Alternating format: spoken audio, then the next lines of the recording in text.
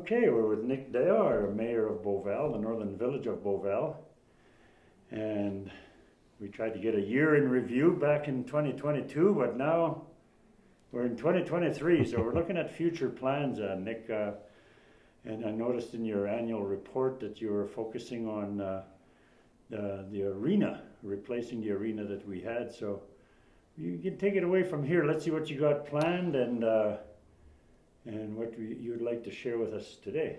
Sure, you bet. Yeah, like as part of what I wrote up in that media release, um, it's always been our intention to focus on the rebuild of the arena, and that's always sort of been the burning question, right? Since we've lost it, is what are the plans for rebuild? Now, of course, we didn't really have a solid plan, and I don't really like to just jump into it and say, oh yeah, we got this plan. But I'm more of the kind of guy who's like, let's actually get it on paper, and then we have something to speak about. So as you can see here, we've actually gone that extra step and got the blueprint done, and we've actually had the whole site plan done to show what it would look like to be connected to our existing BDI gymnasium office complex. So when we did build BDI back in 2015, 2016, we used what was left of the arena insurance money, which at the time wasn't really all that much. We had $1.2 million left over after a lot of stuff was paid off due, like even regarding the site cleanup, there was a lot of that insurance money had to pay for some of that.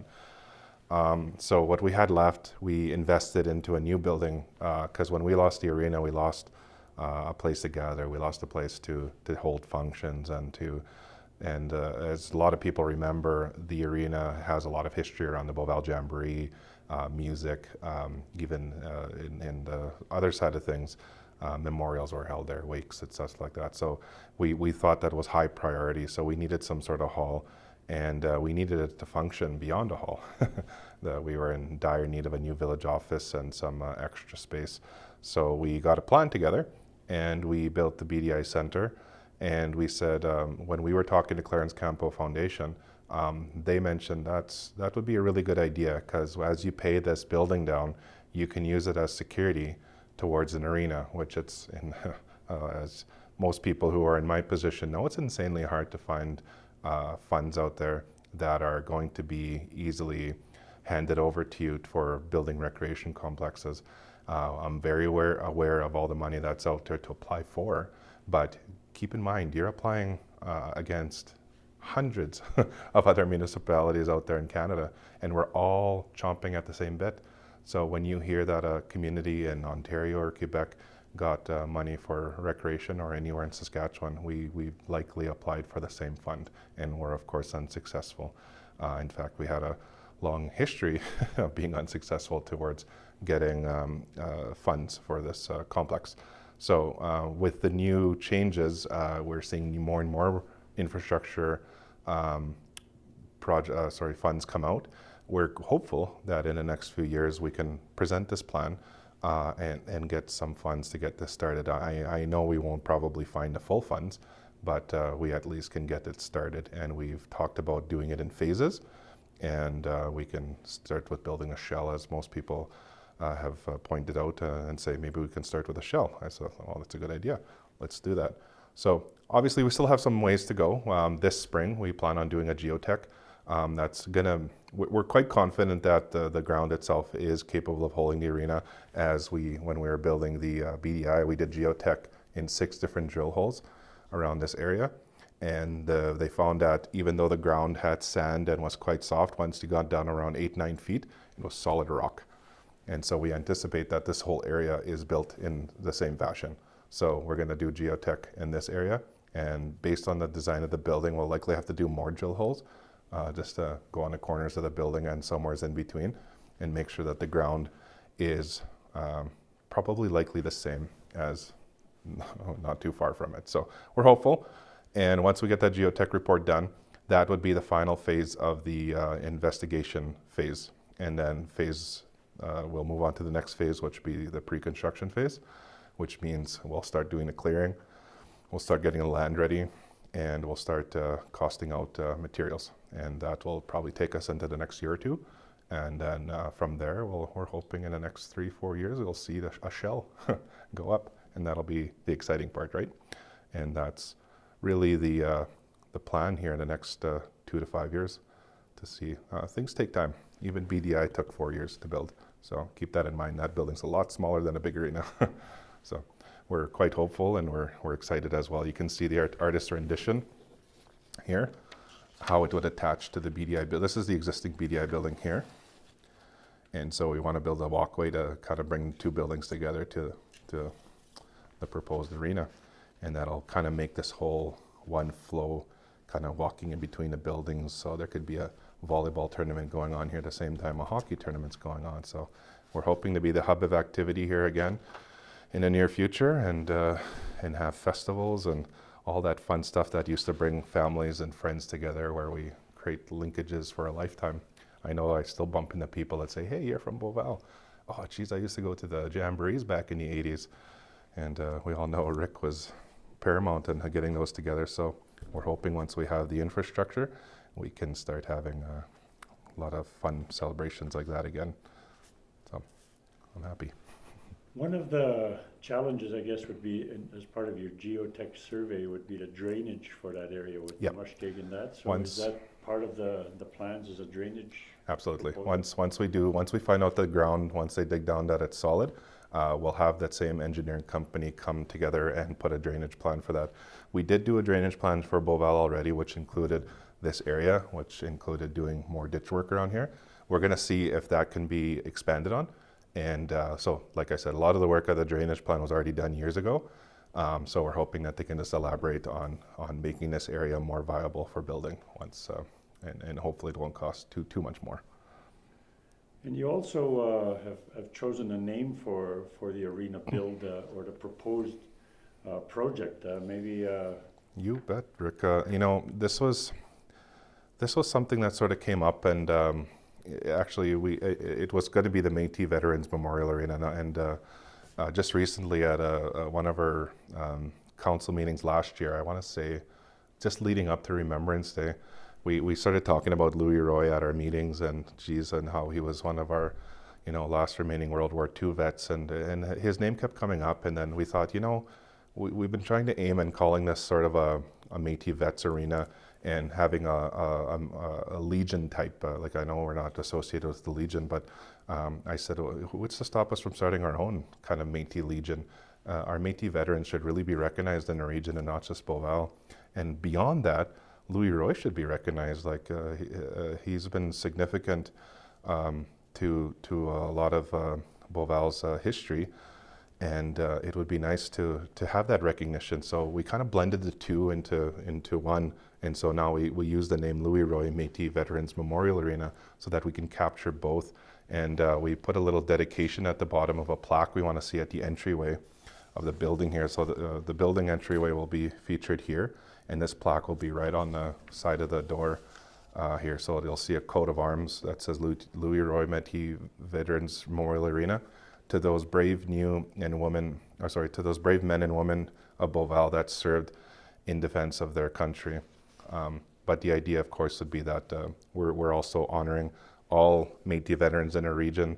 And so once we establish this mezzanine and have this built up kind of on a raised level above the arena, it'll kind of have that same feel as a Legion, where when you walk in, you'll see regalia, memorabilia, things that maybe we can ask some of the families to donate, to put on display cases and stuff around the mezzanine, just in honor to show our pride around the fact that we have some men and women who did serve from the area.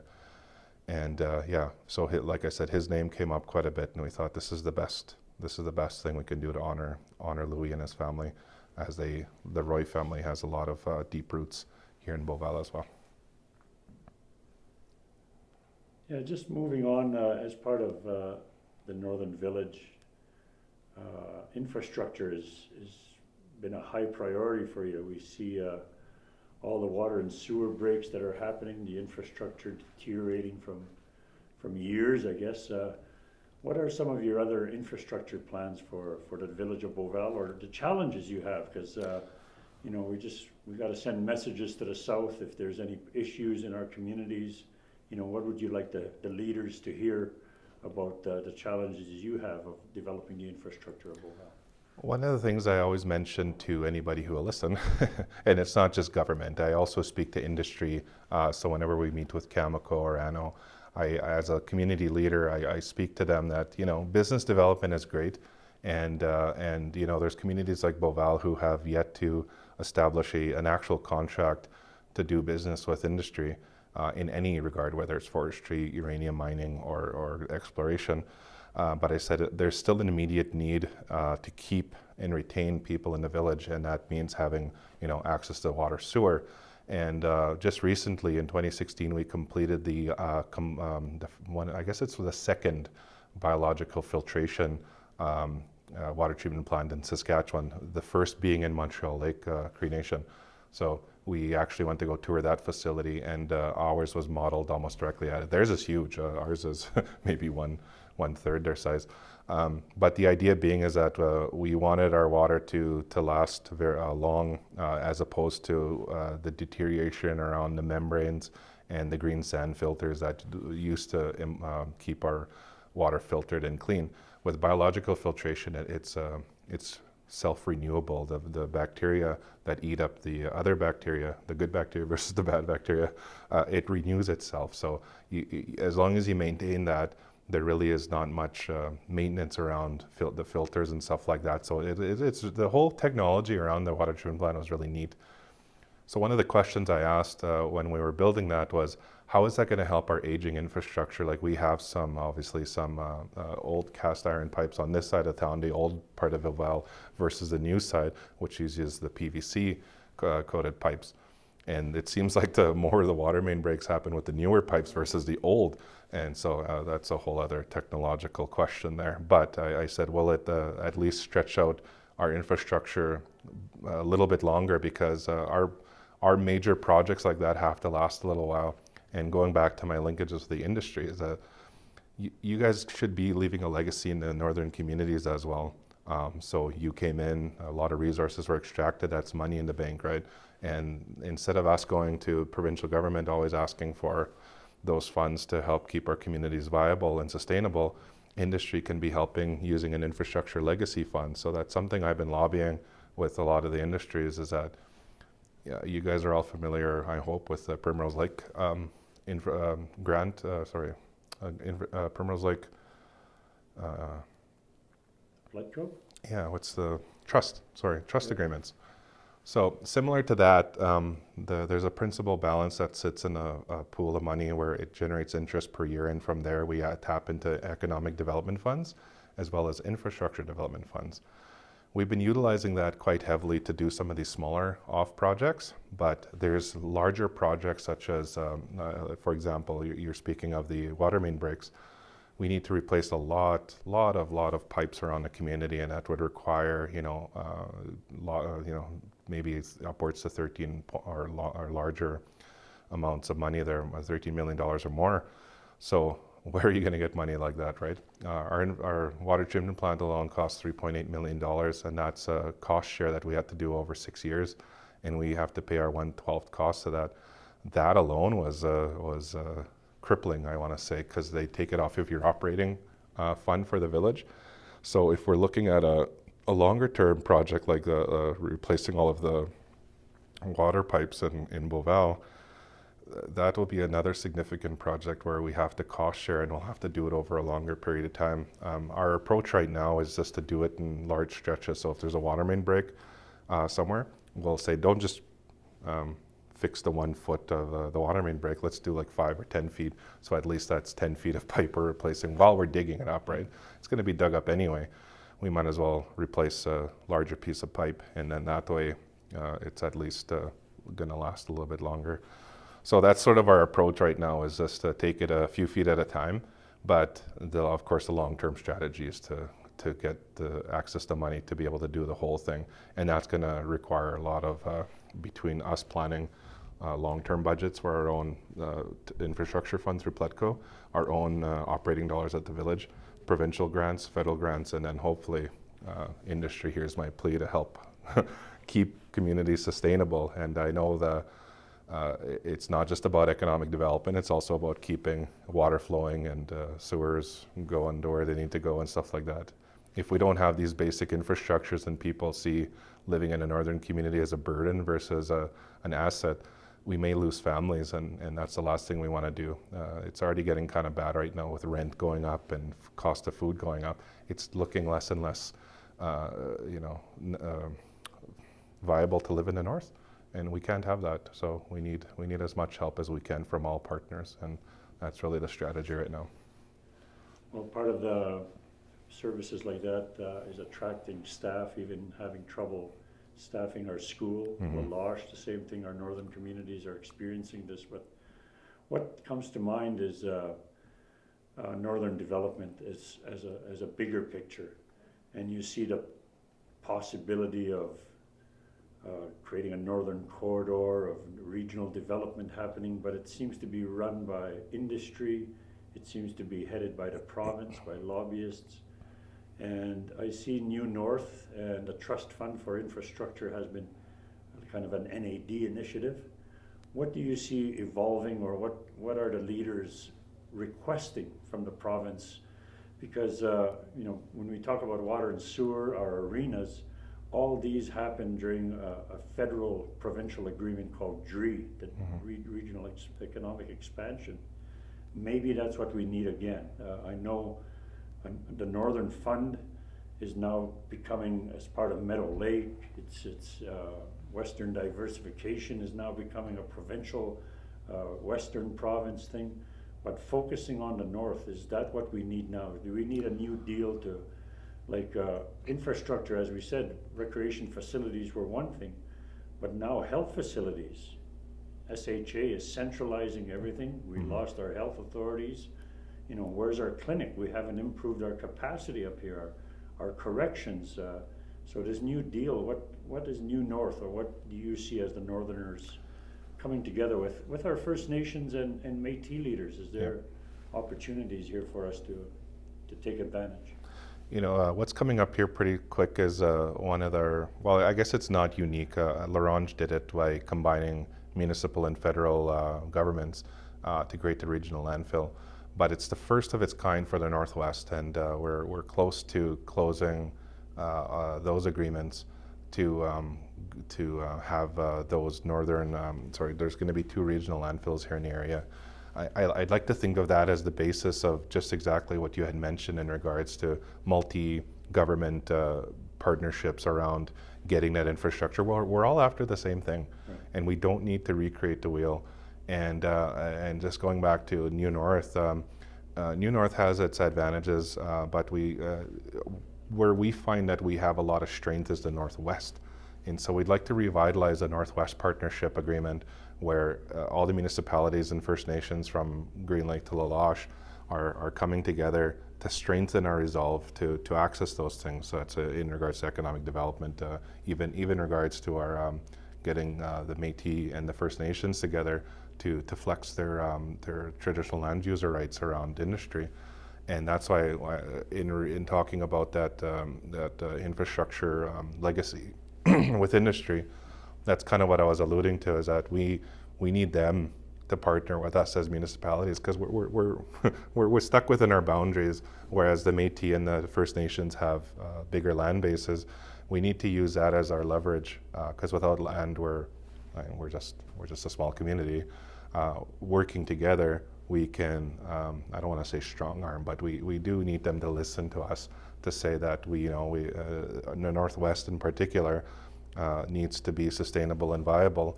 And with that, we can't be stuck in silos. We can't be fighting amongst each other against these agreements that they're pushing us into, impact benefit agreements. We don't need that sullying and dirtying the waters. We need to remember that we're here together, and you can't have one without the other, kind of a thing. So, when Pinos or Beauval or Isle Cross thrives, we're all thriving together, and that's really the only way this is going to work. And so there are little things that are happening in the background to see some of these come to light. I don't know what it's going to look like. We all have ideas, but the idea is to regionalize, and I think you're right, and we need to come together to make those things happen. So You were speaking about a corridor, but I'm even just focusing solely on the Northwest.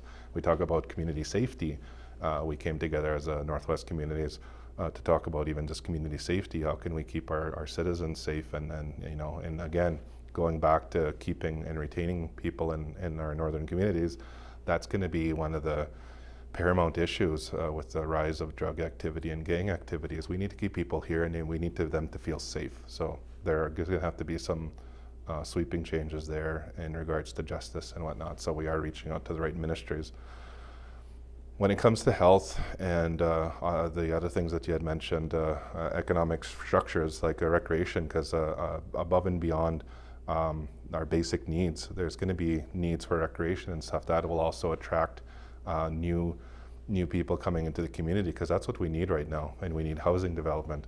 And there's just all of these issues basically that need to be tackled. With everything being centralized right now with the provincial governments, we need to remind them that we're still here and we Northerners, and we still have needs. And so basically any chance we get, going back to my previous comment about anybody who will listen, I'll tell them, even if they're not a politician, everybody has networks, right? So I want that message to be loud and clear that Beauval needs a new clinic, and we're one of the few communities, I should say, probably one of the only communities who hasn't had a clinic built for the purposes of being a clinic. Our clinic has always been in a trailer or a mobile or pushed into an old government building. Why? Why haven't we built a clinic for Beauval yet? Everybody else has had a health center built for them, all the way from Green Lake to Buffalo, La Crosse, La Loche, and any community in between has a designated health facility. It was built for that purpose. We're just shoving a circle into a square right now. So I want to let them know we need to be fair. And you know what? We're a partner too. We're not asking for a handout. We're asking for a hand up. In fact, BDI, when it was built originally, was going to be a lot bigger. This portion here was going to be the clinic, and then the village office was going to be adjacent to it. We offered that to Saskatchewan Health Authority at the time. No cost to you, just we needed a commitment that you're going to move in and that you're going to sign a lease that you're signing, that you pay right now at your existing clinic, and you'll fit right in there. Everybody was in agreement to it, but of course everything needs ministerial write-offs, so the politics and the bureaucracy around it of course dragged it out a little bit too long, and we wanted BDI to start construction the year after. They waited, it took too long, and we said, okay, well, we have to redo the blueprints, so we cut them out and we've moved the village office right next to the gym instead of having a clinic here. And unfortunately, as we all know, the design went forward without the clinic and went ahead. So as I spoke to our MLA, Jim Lemeg, I said, so here's our history. I don't understand still why Beauval doesn't have a clinic. We offered to build it. All you needed to do is move in. How is this hard? I don't know where the bottleneck is, but I'm hoping him as a politician now within the sitting government, I'm hoping we'll get some answers. And so I told him the offer is probably still there. We can tap into economic dollars to help build something like that. We just need the partnership to come to the table and let us know what is it exactly that SHA wants, and well, we're willing to bend and be flexible whichever way. We need to see this happen. So that is definitely another reality coming up here in the next, hopefully the next 2-3 years. So we're a willing partner, and we're open to a lot of things. We definitely don't see Beauval as a silo. We want to be part of the region, and we want to be part of the regional development. And we have a beautiful commercial junction here at what we call the Forks. We're willing to open and partner with other existing agencies around the area to make that a very flourishing economic corridor. Like, we want to see hotels there, we want to see shops, we want to see stores. So let's franchises. Geez, Buffalo's doing it. There's no reason why we can't partner together and see some A&Ws or or what have you. We're open to the idea, and Beauval can't do it alone, so we definitely open to partnership. Just on the recapping on the health clinic, didn't Saskatchewan Ministry of Health announce that Beauval was approved for the clinic and a 2-bay No, ambulance? we were approved for the 2-bay ambulance, but so they came to us in 2020, and we finalized the design. We went over 3 sites, including where the outdoor rink is over here, in front of the villa, behind the fire hall, a 2-bay ambulance with a loft for on-call bedroom suite kind of thing. So that was approved. The money was approved by Sask Builds, and they came to us. And what I had told the architects was that if you can, in your design, put the ambulance bay and give us some allowances for a future clinic. I think the ambulance bay and clinic should be side by side. Yeah. So as you do the site, you guys already have a blueprint. Just do like a block and say this is where this is how it says existing community hall. This is where the future clinic will go. And so they did that. I have that report still. It was completed in 2020, and the idea was that the ambulance bay was to be built in 2021. It was not, and then we waited until 2022, and again, haven't heard anything from them. So I followed up, and I guess what had happened was that money was reallocated to another community in Saskatchewan. So I was like, really, squeaky wheel gets the grease. So I was hoping to invigorate that conversation. So I emailed a few SHA representatives and said, look, we're back at square one here. I really need somebody to listen to me here from SHA. It's being circulated right now, and I'm just waiting for them to get back to me. So I'm hoping that will reignite that conversation. Because like I said, Beauval has always been a willing partner, and we want to see things happen.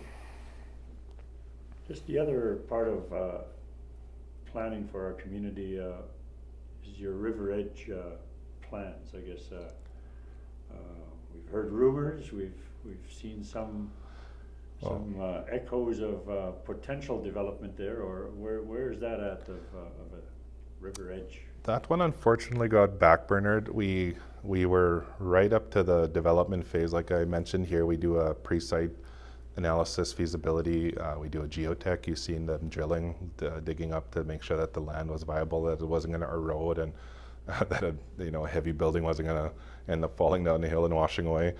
The land itself is very viable, very strong, and a building can go there. The idea with that building was between Northwest Communities and Pletco, Beauval, and what was the other agency? There was a sort of a tourism component to it because it's right by the river.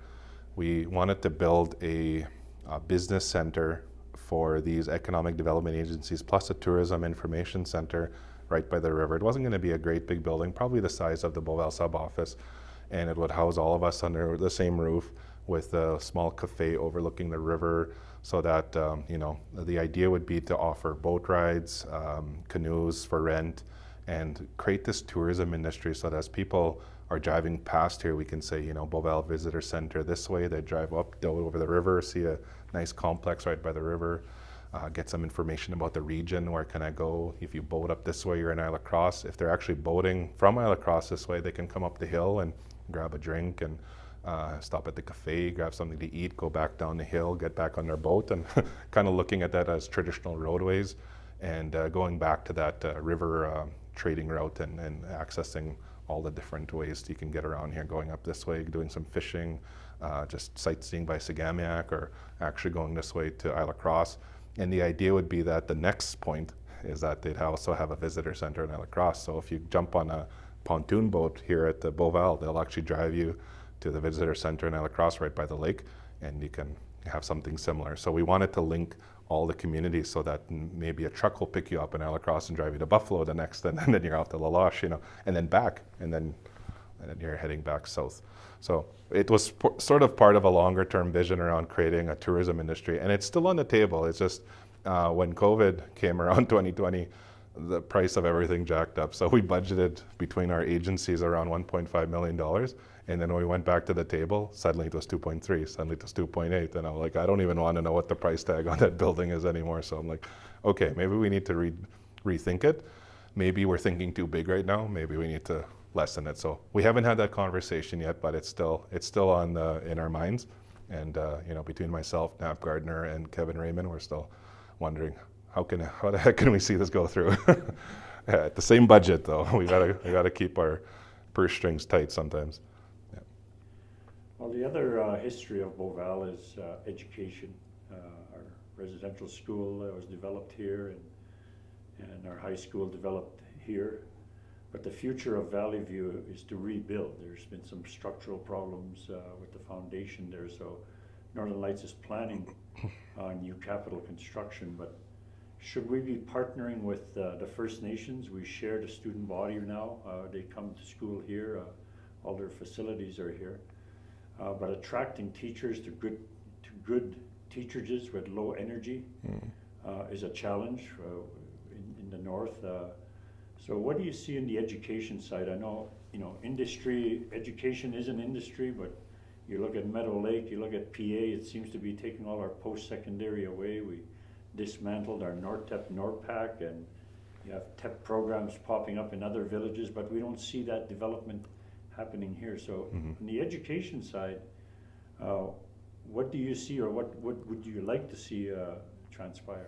Well, just that. What would be nice is that if they are building a new school, is that it's we know what the K-12 system entails, but what we need to see is more of and we've talked about this for years and years and years, is that what's the harm in having so what you'd call a grade 13 or a grade 14? So once they graduate from the actual high school system, that they're still in the system and having some of that post-secondary delivered right under the same roof. You don't need to have another building over here, another building over here. They have a beautiful shop here, and I'm sure when the rebuild happens and they decide what needs to be rebuilt, or if it's a major overhaul, they should definitely be asking English River First Nation, our neighbors and our partners, what could that look like? They should also be inviting Northlands College to the table. They should be inviting all these agencies to the table, DTI.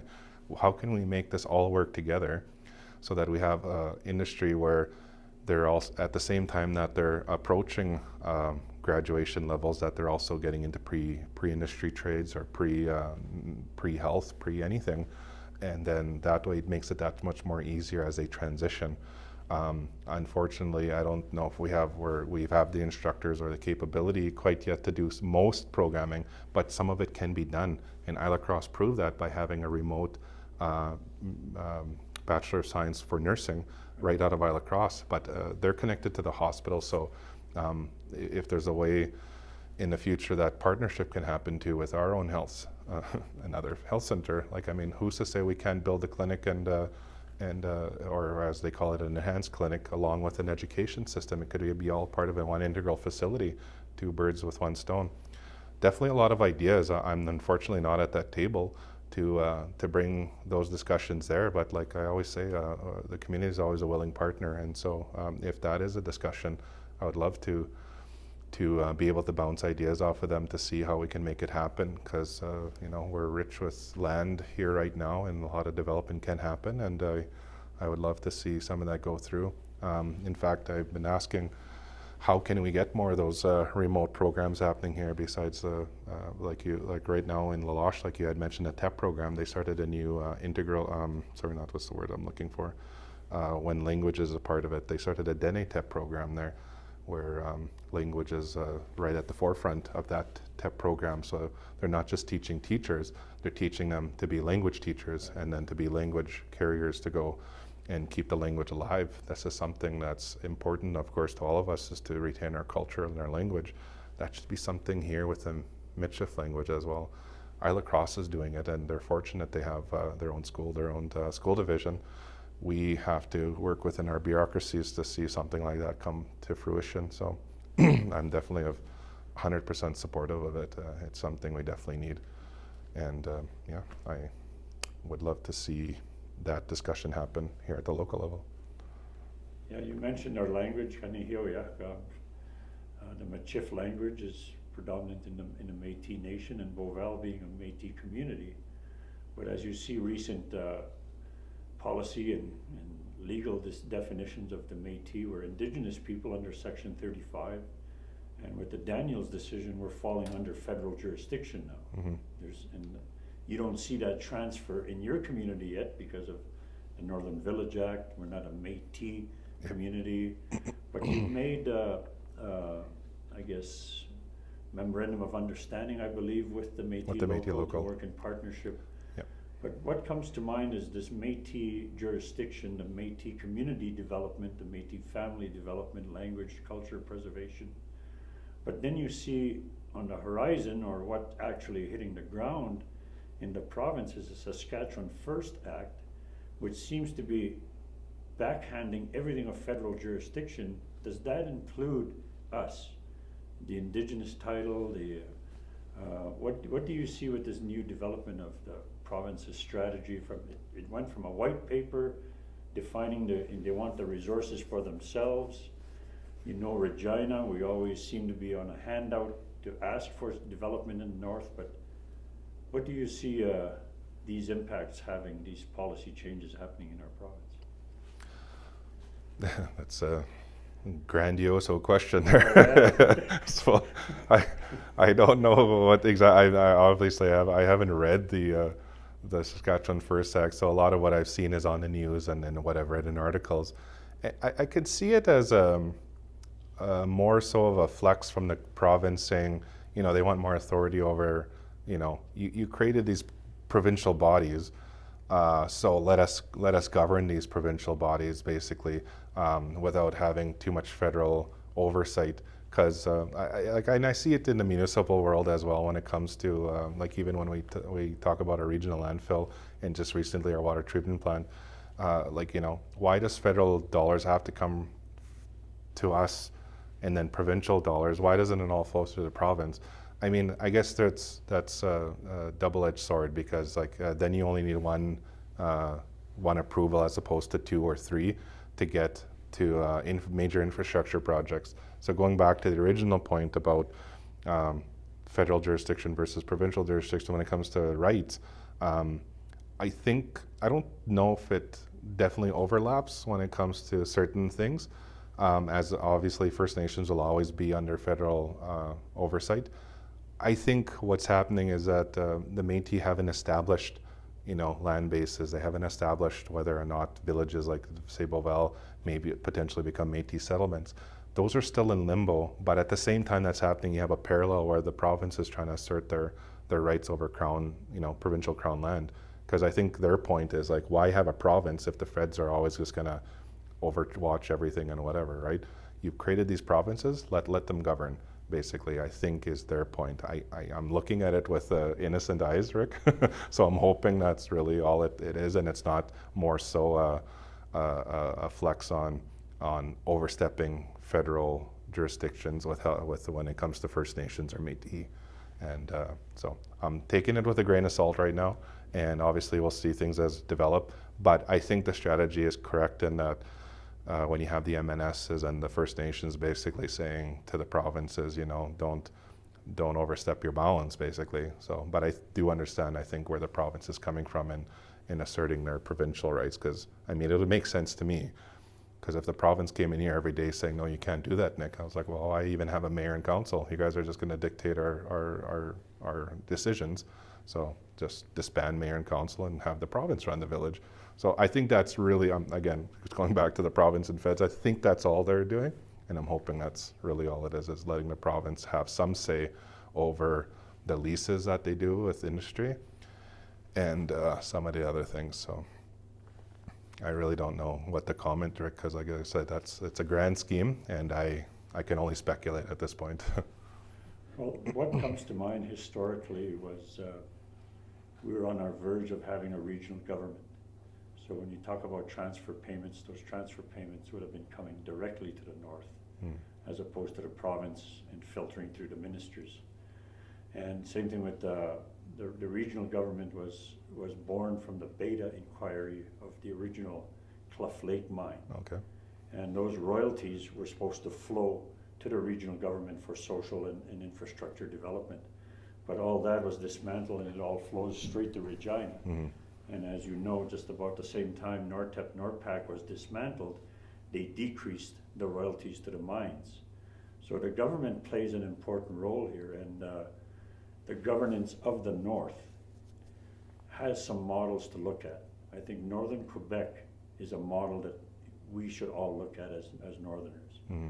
There's a regional government called Nunavik, and it's based on their land claims. Mm-hmm. So when you mention Métis land claims and Métis rights, maybe now is the time to exercise that, because to me, decolonizing ourselves, We used to get decisions from England at one time, Yeah. Ottawa, now Regina. Mhm. And the reality in Regina, like a city state where even SaskPower is paying for their homelessness in the city of Regina, but our electrical rates are incredible up here. Mhm. And our heating rates, our energy rates. But one of the infrastructure development or northern development is, why not natural gas? You talk about Green Lake is on the edge of natural gas. Meadow Lake has it. The pipelines are at the border of Green Lake, but they won't bring it into the village. Mhm. And Beauval could benefit from a natural gas line. L'Orange has natural gas, and their costs have gone down incredible. So with us, with our electrical heat, our fuel, our propane, is that something that we should be looking at as a regional? Should there be regional planning taking place beyond just villages, but you need that interjurisdictional plan between Canoe Lake, Pachinak, Beauval, La Planche, L'Orange, all these little communities, Cold Bay, Jansbury. Yeah. What can we do regionally? What would you recommend there for our communities? I know in the past you talked about an RM model, and I don't think we necessarily need an RM model, but there's nothing stopping these communities such as, say, the northern hamlets of Jans Bay, Cold Bay, Isle Cross, Beauval, Green Lake from starting a interjurisdictional agreement of some sort. It's a lot of legal framework, and it'll take a little bit of whatever, of research and whatnot, but it's definitely possible. Like you hear in Alberta, they created counties, right? And it's no different. It's agreements between different municipalities. Like the municipalities alone still have their reeves or their mayor and councils, but when they work on greater things such as infrastructure or recreation, they do decision making at the county level. And there was a lady here at our SUMA convention quite a few years back who came from the Brooks, I can't remember the name of the county, but she works out of Brooks, Alberta. And she was talking about their regional recycling and solid waste management facility that they work together through their county. And so I got her name and asked a few inquiries. But obviously Alberta governments work a little bit different. But you can see the possibility of getting a group of close communities working together. I always say, if anything, it's going to be the Primrose communities that start first, because we're already bound together by a Primrose trust agreement where we tap into economic and infrastructure funds.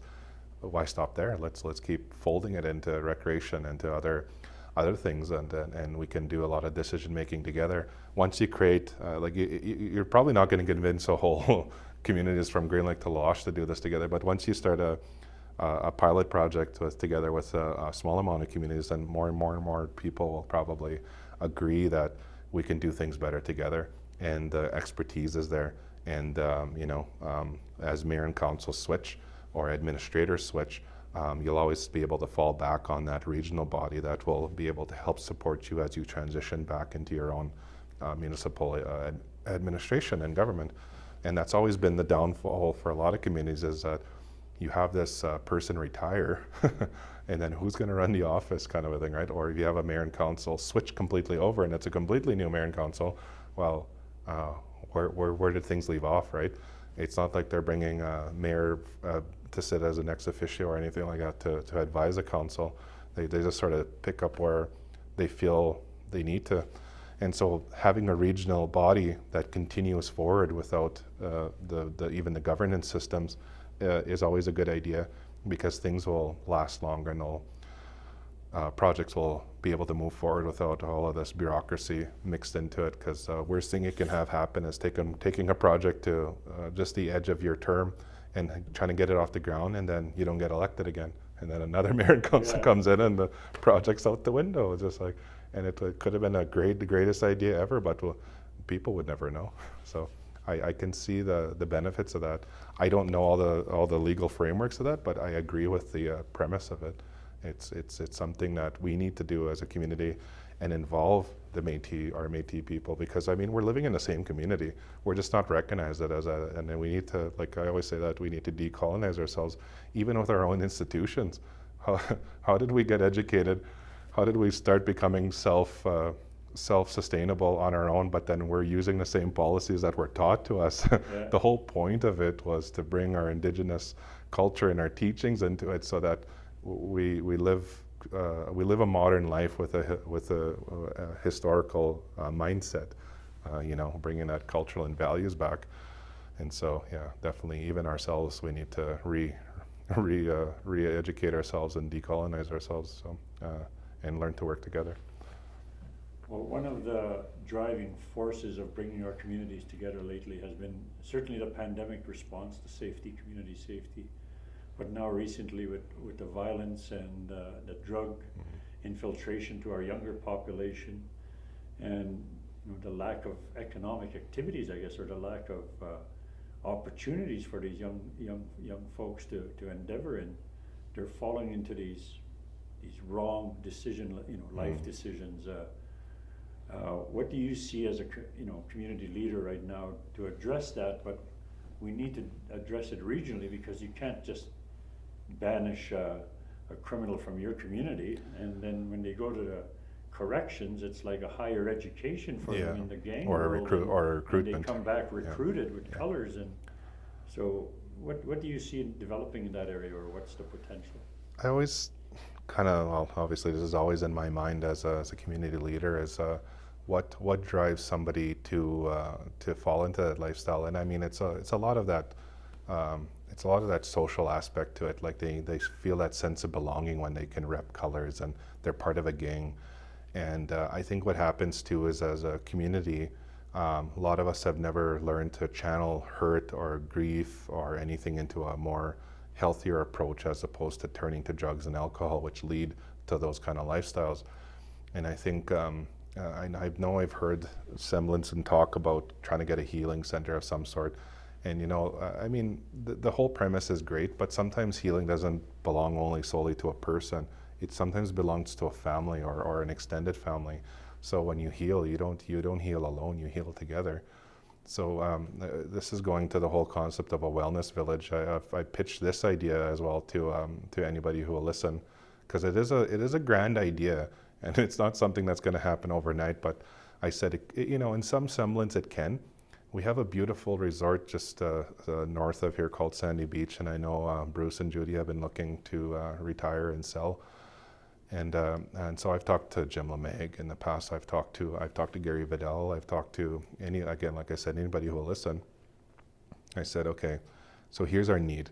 We have a person and a family who are hurting together, and they're not necessarily the addicts, or they're not necessarily the ones in a gang life, but they're connected to somebody, and our whole community is connected to this person. There are brothers and sisters, there are nephews and nieces and cousins. So I mean, we're all in this together. So how can we basically put that person and heal them, and get them to come out on the other end a productive citizen in the community again?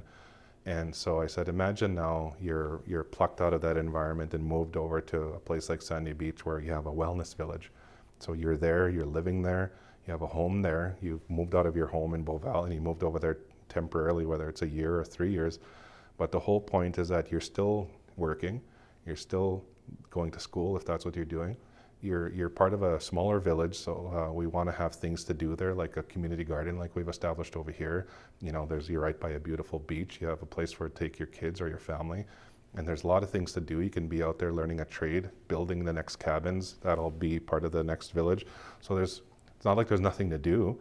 And it's keeping those hands from being idle, because we all heard the thing about idle hands. And you're in a more positive environment, and around the clock, 24/7, you'll have a counselor, because we all know mental health doesn't happen between 9 and 5. So going to an appointment once a week or once a day is not going to help. If you wake up at 3 in the morning or you can't sleep, you need somebody to talk to. There's a counselor on site. So we had all of these ideas going around, and they were all born from years ago when I was just moving back to Beauval in 2010, 2011. And I had the opportunity to sit around with like-minded people like Dorian Dawkin, Max Morin, Deb Mihalix, and we had these discussions. Like, how can we heal a person in a community? And out of that came the concept of this wellness village. So that's why I say I'll talk about it till I'm blue in the face to anybody who will listen. And I'm hoping that somebody will see that, yeah, that's a great idea. And I mean, it's not like we're asking for the whole world here. Like I mentioned Sandy Beach, you have a working resort there, and it can be converted into this wellness village. And you already have cabins there that are like self-sustained units. You have a bathroom, you have a kitchen, you have bedrooms and whatever. I mean, and you just got to keep building on it. It'll almost be like a village within a village. But in that village, you're creating a positive environment that these people can flourish. They can finish their grade 10 online. They can finish their grade 12. They can learn a trade. They can build. They can help out. They can learn how to do heavy equipment. And then once they're ready, they'll reintegrate back to the community, whether they're from Beauval or La Crosse, and become part of the society. And I think that's the only way we can do is to give them hope. Because if they feel like they're hopeless or they're just, living day to day, and there's just, it's that emptiness, right? And it really does boil down to what this person is feeling. Because a positive, healed person would not wake up one day and say, I'm going to join a gang and do drugs. we all know that, Rick. We need to get to the root of the problem and have them understand themselves so that they're a better person for their family and a better person for their community. And if we can do that, all of that other stuff dissolves away. Doesn't matter about the outside influences, whether, gangs trying to come and recruit. Well, again, like I said, nobody wakes up one day and decides they want to do gang violence or drugs. They have to be a strong-willed person to resist that and to be productive in the community. So it's part of a grander vision, but that's the gist of it. And I keep thinking if we can get that going overnight, that would be super. But I know it's going to take time. And I'm hoping that between our federal MP, Gary, and our local MLA here, Jim LeMaig, they'll get the right ears and they'll actually seriously consider the idea. Because I can see it being a great thing, having a wellness village going. It'll be Pinehouse kind of started the idea with Recovery Lake, but again, an individual goes into there. I still think a family needs to go in there together so that they're learning to be each other's support structures once they're out past that detoxing or that rehabilitation. They need family, they need support to keep that lifestyle positive and moving forward. I guess the other employment or opportunity for young unemployed people has been the fire suppression crew. And it also does community development, community projects. And in the park, during our pandemic time, they played a big role in providing security, safety, and support for people in distress or need. Should that be a year-round initiative? I often wondered, because the winter works when people are low and morale and mental health is a big issue. Keeping people occupied and developing something for the community like the outdoor rinks or cross-country ski trails or even on the land healing for education purposes, beyond that, the fire suppression role, that crew could play a significant role in community development. Yeah, when they're not firefighting, they're essentially municipal laborers, and they're, from April to September, they're a very integral part of our community work projects, like you say. It'd be nice to have them year-round, and I was actually quite devastated. I actually started working for CanSask in 2012, the year that they axed the Winter Works program, and I was like, what? Because I was also on council, and I'm like, this wasn't even talked to about with mayors and councils. We were all blindsided. So when the announcement came out that Winterworks was no more, and we were all ready to fill out the applications to get the Winterworks program going, and they just basically told us, we decided not to do it this year. They basically told us in no simple words that they don't believe the program's working yet. If you look at anybody who's worked in suppression or worked in Winterworks, it was their stepping stone, right? Not everybody stays in that at that level. It takes time, and whether it's a 1 year or 5 years, a lot of these people who have been in those jobs, whether it was fire suppression or Winterworks, have used that time to build up a little bit of income, paid off any arrears with SGI, got their license back, went to post-secondary, and they're thriving now. Good things take time. And if they're looking for instant results, well, that's not going to be it. But that was definitely a good program. in terms of people building themselves back up and getting a second chance. You know, we've never held off on anybody who had a criminal record or had no license or whatever. We always gave them a shot, and that's I call it a rebuilding employment placement, because that's really one of the greatest ones that they have right now. And we're already seeing the fire suppression program get dwindled now. I don't know if you were aware of this, but they were allowed a certain number of hours per individual, and if they started in April or whether they started in July, they get those hours. So even if the fire season is over, September long weekend, they can continue working to burn off those hours right into October, meaning that they can get into an EI role. And once they're on EI, it opens up benefits for skills training and other things. Now, if basically your employment's April to September, that's it. It doesn't matter if you start July or whatever. It doesn't matter if you didn't use up all your hours, you're done. And I was like, I don't even agree with that either, because they need enough hours to get employment insurance and be part of that their long-term career plan. And so for the ones who have indicated that they need like 100 more hours or 200 more hours, we've taken them under our wing at the village and employed them as a casual laborer still for those times that they needed to just get that much more hours. So we've had to take that. We've had to take that on under our own initiative. That wasn't a provincial thing, but really it should go back to the original model where they were given 1,000 hours per individual, which is enough for their first EI claim, and that'll be a very integral part of their career development. No, I think a lot of sometimes developing into the future is not necessarily the strong move. Sometimes retaining the old ways is a better. One comes to mind is our local elected school boards that we used to have. Mm-hmm. We used to have local parents play an active role in their community. Now today it's a school community council, and it's headed by all staff. And then you have a Northern Lights school board that's elected as trustees, but we've delegated all the authority to the director. Mm. So governance and capacity building for our communities, I think, is critical. I think the North has to have a new deal.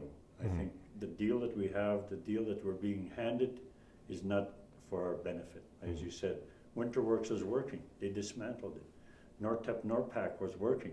They dismantled it. Corrections in Buffalo was a good thing. Mm-hmm.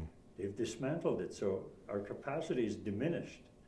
So we're going to have to fight, stand up, That's right. yell, scream, and 2023 might be the year that we... The year to rise up. Because your term is what? Another 2 years, right? So a lot of... 2024, yeah. 2024 is the election. So this is the year that I think all elected leaders are stable, and I think we should plan this winter, even the school, let's put a focus on what education facilities, because there's always an industry for us. So let's plan it with all the different jurisdictions, with the First Nations across the river, with the Métis. They have early childhood and adult education right now, but they are looking at the K-12 package. Mm-hmm.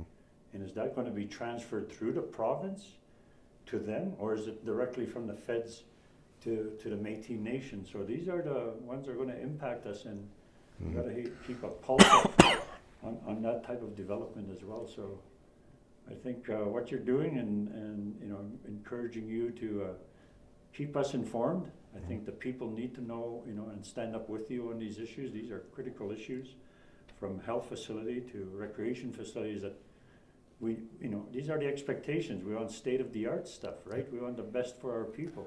That's right. No more pushing us into trailers anymore.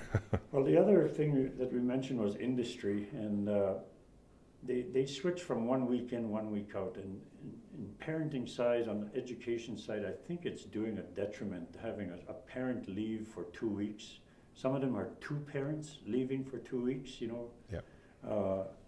We have to address these issues, and the corporations making these decisions and the province can't just say, hey, that's, it's a community's problem. No, we all have to put our heads together, and everybody has a role.